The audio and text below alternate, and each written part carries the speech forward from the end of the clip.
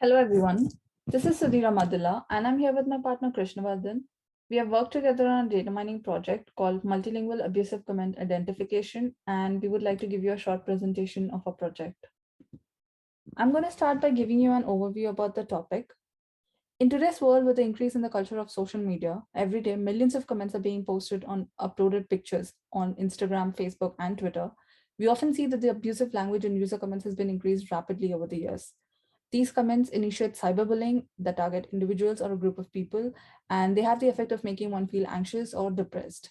According to the Pew Research Center, around 22% of internet users had been victims of the online harassment. This is a serious issue that needs to be addressed. With this rapid increment in the internet usage and no regulations of the online space, lack of social media etiquette is causing a lot of mental trouble, especially in the younger generations.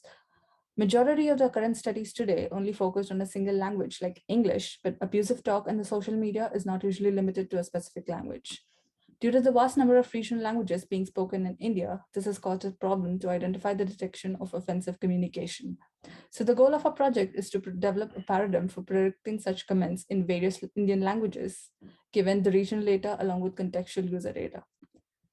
Now my partner Krishnavardhan will continue from this portion of the slide. Hello everyone, I'm Krishnavardhan and I'm going to start by giving you some insights about our project. The dataset is from Kaggle competition, which contains abusive comments posted on the Moj app. The main challenge here is dealing with low resource linguistic dataset. Our dataset has around 13 Indic languages, and we are developing a model that tries to accurately identify abusive comments in native Indian languages. In the dataset, the number of positive comments were approximately the same as the negative ones. The dataset also has comments in both English, that is code mixed language, and native scripts. Talking about the methodologies implemented in our project, here we used natural language processing to achieve our goal.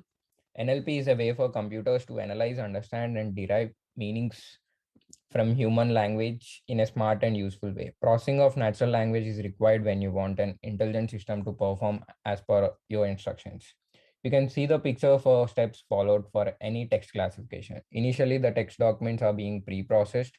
This processed text is then parsed and analyzed and converted to a vector format to feed to a machine learning algorithm. Now I'm gonna talk about steps followed in data processing. It is important to remove or transform the text into a format that is utilizable and more realistic. In text pre-processing, the main cleaning and noise removal steps are removing the HTML tags, email IDs, URLs, emojis, and removing the stop words. The next important text processing steps are normalization, tokenization, and lemmatization. Normalization is transforming the source data to another format that allows to process the data effectively. Tokenization is to break down the text into its smallest units and or tokens. And lemmatization is converting words into their base format. The main problem here for text classification is most of the libraries are pre-trained for English languages. Since our project is dealing with Indic languages, we use the below three libraries for the processing. INLTK, Indic NLP library, and Stanford NLP are used. During this process, when training the machine learning models for NLP tasks, we usually represent the process text in a numeric format. So for that purpose, we implemented the term frequency inverse document frequency. This is a technique that is used to quantify words in a set of documents. It computes a score for each word to signify its importance in the document and corpus. This method is a widely used technique in information retrieval and text mining. The term frequency, inverse document frequency, usually multiplies the frequency of a word within the document to the frequency of a word across the documents. In the model training step, the process data is then fed to the algorithm. And here in our project, we have used the grid search to find the optimal hyperparameters of a model to get the most accurate predictions. So in our project, we tested a number of text classification techniques, such as the linear support vector machine, the logistic regression, and the k-nearest neighbors. Out of all, we observed that the logistic regression gave us the best results with an accuracy of 83%, and this was submitted to Kaggle competitions. This task has given us a better understanding of the detection of speech on social media. It not only has given us an understanding of the importance of the detection of offensive speech, but also improved our ability to solve such problems.